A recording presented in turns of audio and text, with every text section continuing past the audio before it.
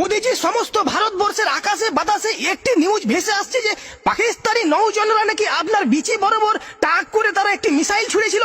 তো সেই মিসাইলের হাত থেকে আপনি কিভাবে বেঁচে আসলেন এবং আপনি কোন ক্ষমতার বলে সেই মিসাইলের হাত থেকে নিজেকে রক্ষা করলেন সেটা একটু বলেন তো। পাকিস্তানিরা হয়তো বা ভুলে গিয়েছিল যে আমরা গরুর মুদ খাওয়া জাতি।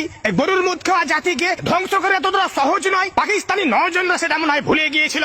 তো আমি তো মনে করেন যে সকালে দুপুরে রাত্রে 3 বেলা 1 গ্লাস করে আমি গরুর মুদ পান করি। আর গরুর মুদের পান করলে কি হয়, শরীরে মনে করেন আলাদা একটা এনার্জি আসে, ব্রেনে আলাদা একটা কার্যকর ক্ষমতা আসে। তো আমি যখন মুততে বসেছিলাম তো পাকিস্তানি নৌজনরা আমার বিচি বরাবর যে মিসাইলটি ছুড়েছিল সে মিসাইলটি আমি আগে থেকে বুঝে নিয়েছিলাম যে আমার দিকে আসছে।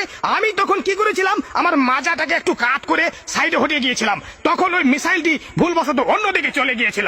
আপনার শরীরে এত অঙ্গ থাকতে তারা কেন আপনার বিচিকে টার্গেট করলো? আমার বিচিকে টার্গেট করার অনেক বড় কারণ আছে। আমি যখন গরুর মুদ পান করি তখন আমার মস্তিষ্ক ঠিক থাকে না, আমার ব্রেন উল্টাপাল্টা হয়ে যায়। আমি তখন কি করি, ভারতের মুসলমানদের উপরে একটু নির্যাতন চালাই, আমি কাশ্মীরের মুসলমান গেলাকে একটু এই মারাপিটা করি। আর এটাই কিন্তু পাকিস্তানিদের সহ্য হয় না, তাদেরকে জলে আমি যখন মুসলমান গেলাকে মারি তাদের জলে। আর এই কারণেই তারা কিছুদিন থেকে আমার বিচি বরাবর তারা মিসাইল ছোড়ার জন্য মেলে রকমের পদ্ধতি অবলম্বন করছে। কিন্তু আমি মুদি মুদ খাওয়া জাতি, আমাকে মেরে ফেলা এত সহজ নয়। মোদিজি